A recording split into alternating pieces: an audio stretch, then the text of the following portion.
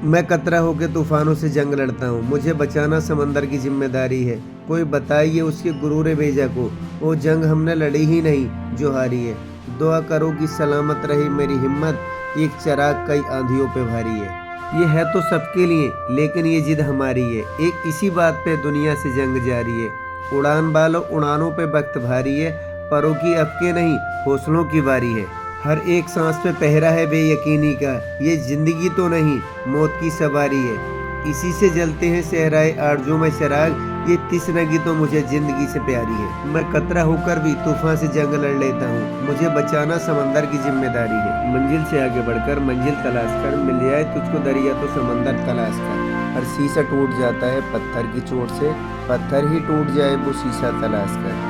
सजदों से तेरे क्या हुआ सदियां गुजर गई, दुनिया तेरी बदल दे वो सजदा तलाश कर। ईमान तेरा टूट गया रहबर के हाथ से, ईमान तेरा बचा ले वो रहबर तलाश कर। हर शख्स जल रहा है अदावत की आग में, इस आग को बुझा दे वो पानी तलाश कर। करे ऊँट पे सवार अपने गुलाम को, पैदल वो खुद चले वो आका तलाश कर। किसी भी एंट्रेंस की तैयारी के लिए खुद पर भरोसे के साथ साथ जोश जुनून और जज्बा होना बहुत जरूरी है। इसके लिए कुछ लाइनें पेश की गई हैं। सफर में धूप तो होगी ही, चल सको तो चलो, भीड़ है भीड़ में तुम निकल सको तो चलो। किसी के वास्ते राहें कहाँ बदलती हैं, तुम अपने आप को खुद ही बदल सको तो चलो। यहाँ किसी को कोई रास्ता नहीं देता, मुझे गिरा के अगर तुम संभल सको तो चलो। कहीं नहीं कोई सूरज धुआं धुआं है फिजा, खुद अपने आप से बाहर निकल सको तो चलो। यही है जिंदगी कुछ ख्वाब चंद उम्मीदें, इन्हीं खिलौनों से तुम भी बहल सको तो चलो। अगर आपने किसी एंट्रेंस को क्वालिफाई करने का मन बना लिया है तो फिर उस पर डटे रहो और बड़े चलो। इसी के लिए जैसे मैं आपके लिए कुछ लाइनें पेश कर रहा हूँ। न हाथ एक शस्त्र हो, न हाथ एक अस्त्र हो, न अन्न वीर वस्त्र हो, हटो नहीं डरो नहीं बड़े चलो बड़े चलो। रहे समक्ष हिम शिखर, तुम्हारा प्रण उठे निखर, भले ही जान जन बिखर, रुको नहीं झुको नहीं बड़े चलो बड़े चलो। घटा घिरी अटूट हो अधर में कालकूट हो, वहीं सुधा का घूंट हो, जिए चलो मरे चलो बढ़े चलो बड़े चलो। गगन उगलता आग हो, छिड़ा मरण का राग हो, लहू का अपने फाग हो, अड़ो वहीं कड़ो वहीं बड़े चलो बड़े चलो। चलो नई मिसाल हो जलो नई मिसाल हो, बड़ो नया कमाल हो, झुको नहीं रुको नहीं बड़े चलो बड़े चलो। अशेष रक्त तोल दो स्वतंत्रता का मोल हो, कई युगों का खोल हो, डरो नहीं मरो नहीं बड़े चलो बड़े चलो। आपकी स्टडी में स्टडी पॉइंट आपके हर कदम पर साथ है। Welcome to super study with SP. Olympic में भारत को गोल्ड मेडल मिलने से हर भारतवासी खुशी से झूम उठा। अभिनव बिंद्रा की जिद और जुनून ने उन्हें इस मुकाम पर पहुंचाया है।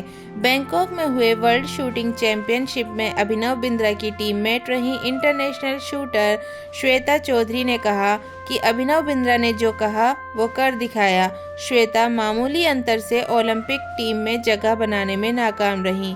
श्वेता ने बताया कि अभिनव बिंद्रा ओलंपिक गोल्ड के लिए पिछले 4 साल से लगातार मेहनत कर रहे थे। उन्होंने जो कहा वो कर दिखाया। ऐसे बदली दुनिया। श्वेता बताती हैं कि एथेंस ओलंपिक के बाद अभिनव के व्यवहार में चेंज आया। एथेंस ओलंपिक में पदक हासिल न करने के बाद ही उन्होंने निश्चय कर लिया था कि वे अगला मौका बीजिंग ओलंपिक नहीं गंवाएंगे।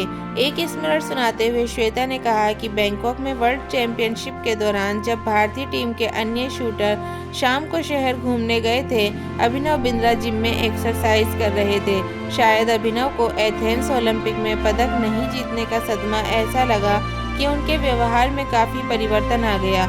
उसके बाद से वे रिजर्व रहने लगे। इसके पहले वे साथियों के बीच आकर हंसी मजाक करते थे। इसके बाद वे लगातार विदेशों में जाकर प्रैक्टिस करते रहे। श्वेता ने बताया कि बिंद्रा ने स्वयं ही अपने लिए प्राइवेट कोच, पथकोलॉजिस्ट व फिजियो नियुक्त किया था। इनके बावजूद छोटी प्रतियोगिताओं में उनके मेडल न जीतने पर कई बार उनकी आलोचना भी हुई, परंतु उनको जानने वाले जानते थे कि अभिनव में वो क्षमता है जो वक्त आने पर बड़ी प्रतियोगिता में अवश्य दिखेगा। उनका टारगेट ओलंपिक ही था। कलाम का जन्म 15 अक्टूबर 1931 को तमिलनाडु के एक गांव धनुषकोडी में हुआ था। इनके पिता मछुआरों को किराए पर नाव देते थे। कलाम ने अपनी पढ़ाई के लिए धन प्राप्ति हेतु अखबार बेचने का काम भी किया। डॉक्टर कलाम ने जीवन में अनेक चुनौतियों का सामना किया। उनका जीवन सदा संघर्षशील रहने वाले एक ऐसे व्यक्ति की कहानी है जिसने कभी हार नहीं मानी तथा देश हित में अपना सर्वस्व न्योछावर करते हुए सदा उत्कृष्टता के पथ पर चलते रहे। 71 वर्ष की आयु में भी वे अथक परिश्रम करते हुए भारत को सुपर पावर बनाने की ओर प्रयासरत थे। भारत रत्न डॉक्टर अब्दुल कलाम भारत के 11वें राष्ट्रपति बने। वे भारत रत्न से सम्मानित होने वाले तीसरे राष्ट्रपति हैं।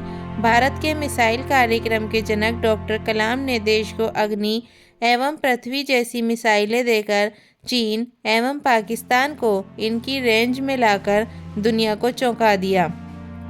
एक बार एयरफोर्स के पायलट के इंटरव्यू में 9वें नंबर पर आने के कारण उन्हें निराश होना पड़ा था।